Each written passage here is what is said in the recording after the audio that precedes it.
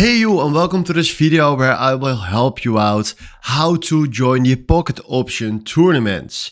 And if you want to join tournaments, be sure that you log in with a quick trading demo account or a real account. So decide which one you want to use. Now you can do this for both. And then what we're going to do from here is we go to tournaments. And then right here, you will find here a lot of tournaments. For now, it's just 1, 2, 3, 4, 5. And if you want to participate in a tournament, you select right here, join. Then you will get this notification right here with tournament day off. You see right here the description, so when it starts, when it ends, and the duration. And then right here, you see also here a prize fund.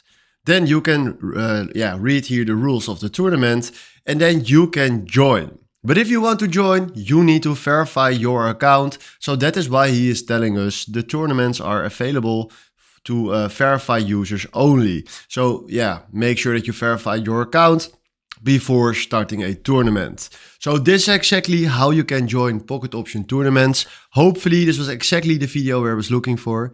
Thanks for watching and have a wonderful day. Ciao.